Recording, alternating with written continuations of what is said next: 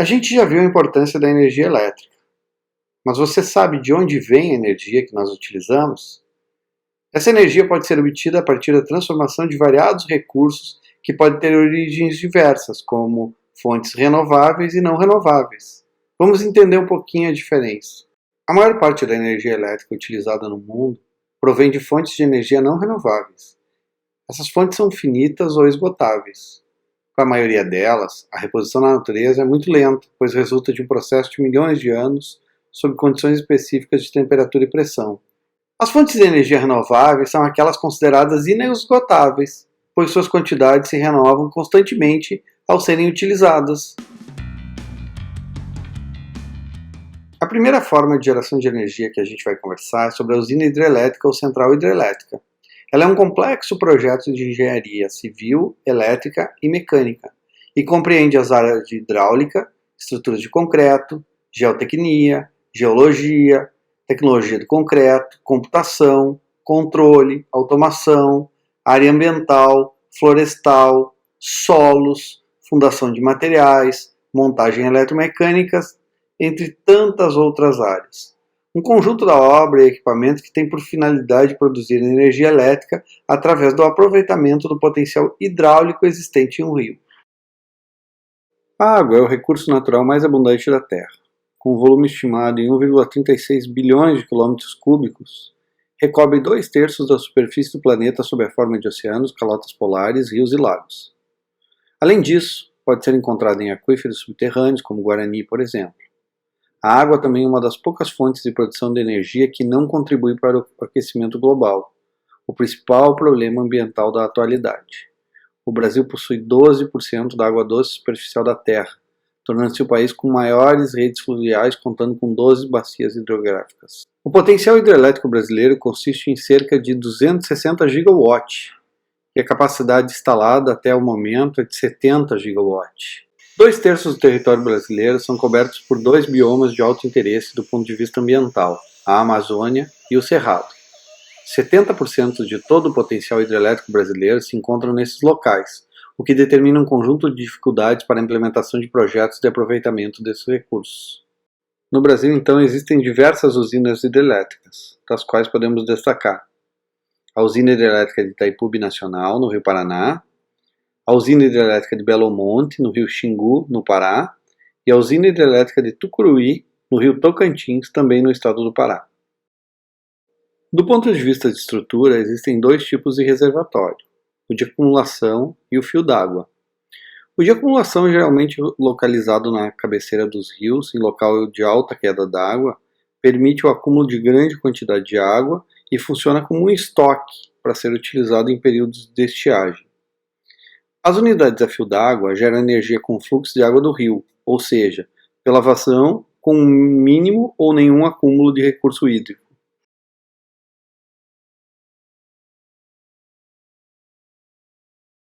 Cerca de 20% da energia elétrica gerada no mundo todo é produzida por usinas hidrelétricas.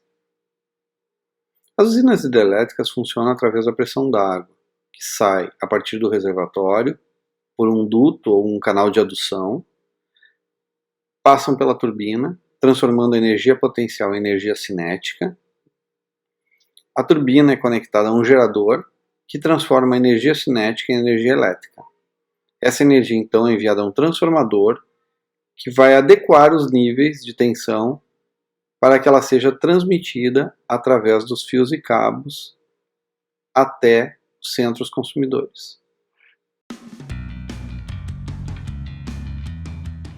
A segunda forma de geração de energia que a gente vai ver é a energia eólica, que é o processo pelo qual o vento é transformado em energia cinética e, a partir dela, em eletricidade, com o uso de equipamentos específicos.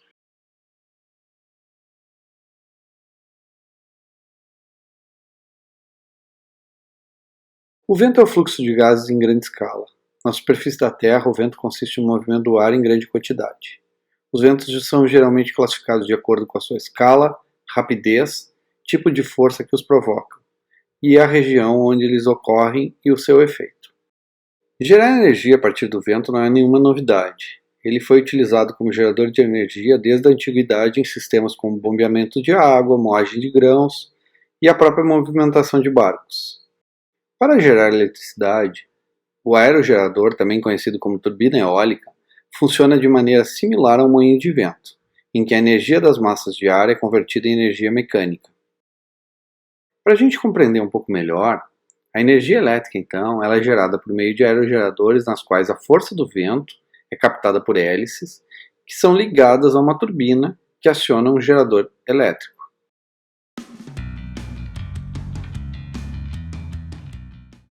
Outra forma que vem se difundindo muito rapidamente é a energia solar fotovoltaica, que é a energia obtida através da conversão direta da energia solar em eletricidade por meio do efeito fotovoltaico. A célula fotovoltaica é um dispositivo fabricado com material semicondutor e é a unidade fundamental desse processo de conversão. A energia solar é energia eletromagnética cuja fonte é o Sol. Ela pode ser transformada em energia térmica ou elétrica e aplicada em diversos usos. As duas principais formas de aproveitamento da energia solar são a geração de energia elétrica e o aquecimento solar da água.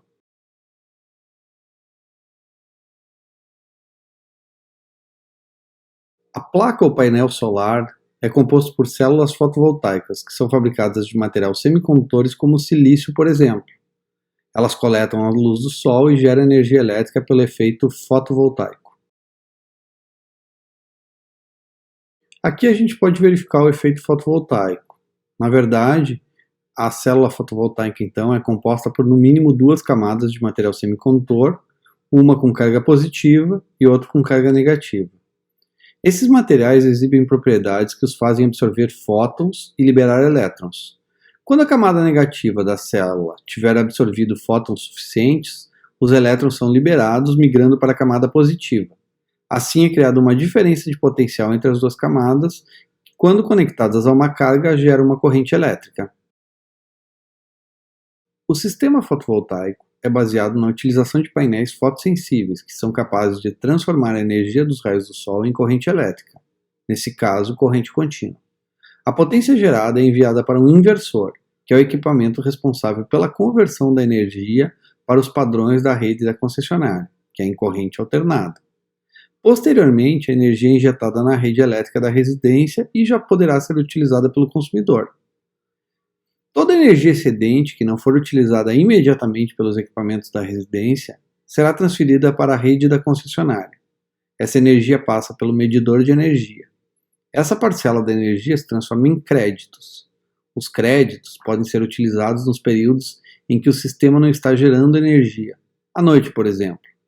Pode-se utilizar também quando o consumo de energia é maior do que a geração. Nesse último caso, o sistema solar fornece parte da energia e a concessionária fornece o restante da energia que está sendo consumida. A quarta forma de gerar energia é a partir das usinas termoelétricas. A termoelétrica, ou central termoelétrica, é uma instalação industrial utilizada para a geração de energia elétrica a partir da energia liberada por qualquer produto que possa gerar calor, como o bagaço de diversos tipos de planta, restos de madeira, óleo combustível, óleo diesel, gás natural, carvão e urânio. As usinas termoelétricas constituem a principal forma de produção de eletricidade no mundo atualmente. Elas representam cerca de 70% da produção de energia elétrica mundial. Elas são amplamente utilizadas pelos países desenvolvidos, o que acirra os debates nas conferências internacionais sobre recursos naturais e meio ambiente. No Brasil, onde o uso é predominantemente de usinas hidrelétricas, as termoelétricas atuam para abastecer as indústrias e também como fonte de reserva em caso de crise energética. Basicamente, elas funcionam no horário que a gente denominou horário de pico. Em uma usina termoelétrica a carvão, o carvão queimado numa fornalha aquece uma caldeira com água, gerando vapor d'água em alta pressão. O vapor move as pás de uma turbina que está ligada a um gerador, gerando eletricidade. Assim como a termoelétrica a carvão, as usinas nucleares também são exemplos de geração de energia termoelétrica, pois nelas as reações nucleares são realizadas no intuito de aquecer a água, produzir vapor, para assim gerar energia. Uma usina nuclear é formada basicamente por 3 fases: a primária, a secundária e a refrigeração. Inicialmente, o urânio é colocado no vaso de pressão.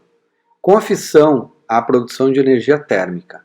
No sistema primário, a água é utilizada para resfriar o núcleo do reator nuclear. No sistema secundário, a água aquecida pelo sistema primário transforma-se em vapor d'água em um sistema chamado gerador de vapor. O vapor produzido no sistema secundário é aproveitado para movimentar a turbina de um gerador elétrico. O vapor de água produzido no sistema secundário é então transformado em água através de um sistema de condensação que, por sua vez, é resfriado por um sistema de refrigeração de água. Esse sistema bombeia água fria através de circuitos de resfriamento que ficam dentro do condensador. No entanto, diversas usinas termoelétricas utilizam energias renováveis, como, por exemplo, a queima da casca de arroz, o biogás e o óleo biocombustível. Uma das mais interessantes é a energia geotérmica, ou geotermal, que é a energia obtida a partir do calor proveniente do interior da Terra. Esse calor existe numa parte de baixo da superfície do planeta, mas em algumas partes está mais perto da superfície que em outras, o que torna mais fácil a sua utilização. Esse calor, novamente, aquece a água até formar vapor, que passa pelas pás de uma turbina, gerando eletricidade. Para finalizar, uma questão bem curiosa aqui. As fontes de geração de energia elétrica renováveis representam cerca de 82% da capacidade instalada de geração de energia elétrica no Brasil. A matriz hidráulica é a maior fonte geradora de energia, respondendo por cerca de 64% de toda a energia produzida no Brasil. Em seguida, com 9%, vem a energia elétrica produzida por usinas de biomassa, que utilizam como combustível material orgânico, como bagaço de cana, casca de arroz, resíduo de madeira, entre outros. As usinas eólicas respondem por cerca de 8% da energia produzida e as usinas solares por 1%.